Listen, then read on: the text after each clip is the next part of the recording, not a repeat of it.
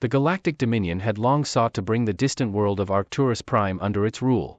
Arcturus Prime, a planet of vibrant forests, crystal-clear oceans, and an abundance of natural resources, was home to the mysterious and enigmatic race known as the Yans. The Yans were a peaceful species, known for their profound wisdom and unparalleled technological advancements. Yet, despite numerous attempts, the Dominion had failed to subjugate them. The Yans possessed an uncanny ability to elude capture, vanishing without a trace whenever Dominion forces closed in. Supreme Warlord Kale, frustrated by years of fruitless efforts, dispatched his most elite fleet to finally conquer Arcturus Prime. The fleet, armed with the latest in tracking technology and led by General Varda, was tasked with cornering the Yans and forcing them into submission. The mission was simple: find the Yans, break their resistance, and bring the planet under Dominion control. But when the fleet arrived at Arcturus Prime, they found the planet eerily empty. The cities were intact, the technology was still operational, and the natural beauty of the world remained undisturbed. Yet not a single Yan could be found.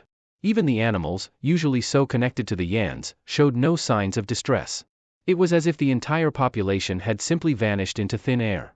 Perplexed but undeterred, General Varda ordered his troops to search every inch of the planet. Days turned into weeks, and still, no trace of the Yans was found. The soldiers grew increasingly uneasy, their nerves frayed by the silence that hung over the once vibrant world. Rumors began to spread among the ranks of ghostly figures seen in the shadows and whispers heard in the dead of night, but no evidence was ever found to support these claims. As the search continued, one of the Dominion's top scientists, Dr. Myra Kale, began to notice a disturbing pattern. The longer the troops stayed on Arcturus Prime, the more they seemed to lose focus. Small mistakes began to occur: misplaced equipment, forgotten orders, even the failure to recall the simplest of tasks. It was as if the planet itself was clouding their minds, erasing their memories piece by piece. Determined to uncover the truth, Dr. Kale initiated a series of experiments. She noticed that, much like the fading memories of her comrades, the planet itself seemed to resist being understood.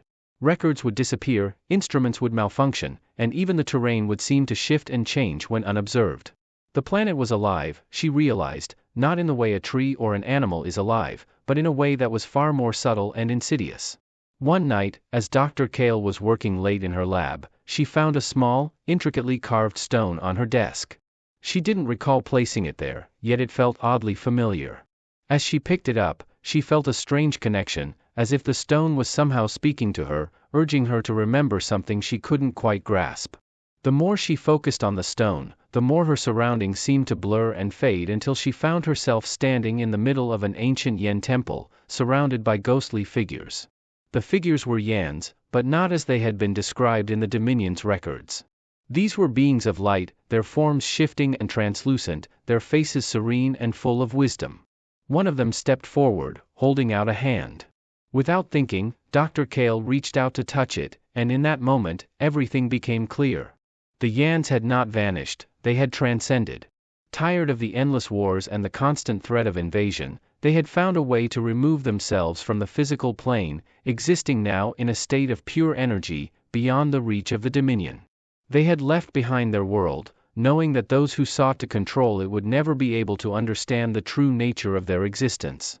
But they had also left behind a warning: those who came to Arcturus Prime with ill intentions would find their minds slowly unraveling, their memories fading until they too were lost, just as the Yans had been lost to time, forgotten by the universe.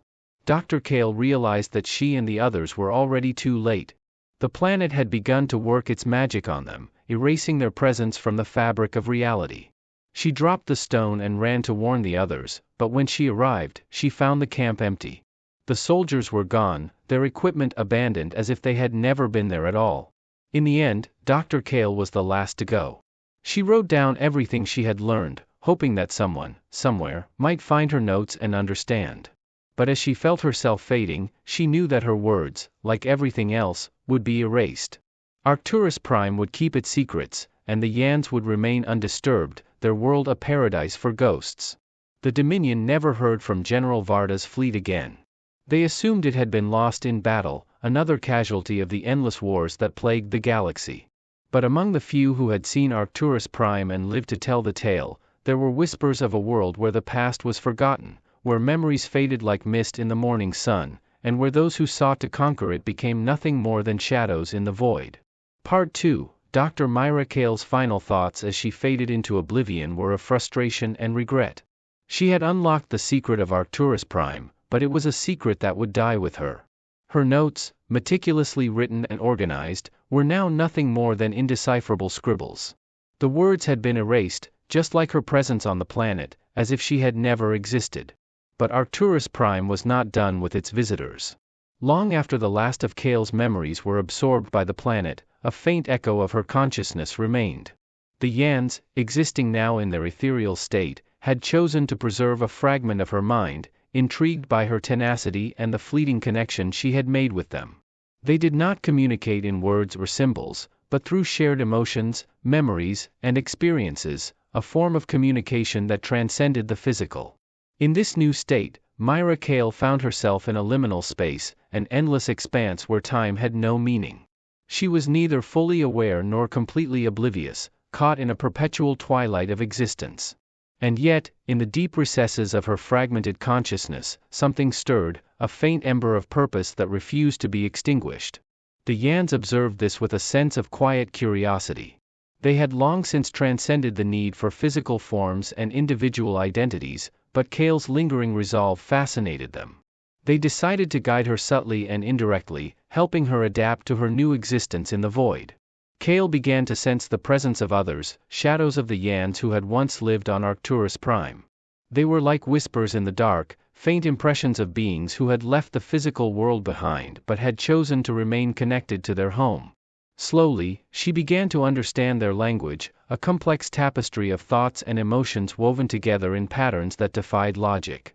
It was through this communication that Kale began to piece together the true history of Arcturus Prime. The Yans had been masters of their world, their civilization built on the principles of harmony and balance.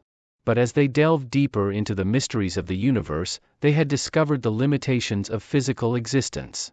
They had sought a way to transcend these limitations, to become beings of pure energy and thought, free from the constraints of time and space. The process had not been without risk. Many had perished in the early experiments, their consciousnesses lost to the void. But those who succeeded had found a new form of existence, one that allowed them to exist across multiple dimensions simultaneously. They could perceive time as a fluid construct, moving through it as one might move through water, and they could manipulate the physical world in ways that seemed like magic to lesser beings. However, their transcendence had come at a cost. The Yans could no longer interact with the physical world directly.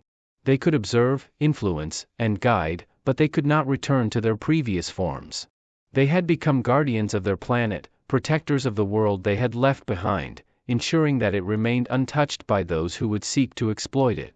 This was why Arcturus Prime had become a planet of ghosts. The Yans had woven a powerful illusion, a veil of forgetfulness that erased the memories of those who set foot on their world. They had created a barrier that prevented outsiders from understanding their technology, from grasping the true nature of their existence. And they had done so not out of malice, but out of a deep-seated desire to preserve the sanctity of their home. As Kale absorbed this knowledge, she began to understand her role in this new existence. The Yans had chosen her for a reason. They had seen in her a spark of potential, a mind capable of bridging the gap between the physical and the ethereal. They had given her the chance to become something more, to evolve beyond the limitations of her human form. But this evolution came with a price. Kale would have to relinquish her ties to her past life, to let go of her memories and her identity. She would become a part of the collective consciousness of the Yans, a guardian of Arcturus Prime. In return, she would gain a new understanding of the universe, a perspective that transcended the physical and embraced the infinite. It was a choice she had to make, a choice between clinging to the remnants of her humanity or embracing the unknown. For what felt like an eternity, Kale wrestled with this decision. She could sense the Yans waiting patiently, offering guidance.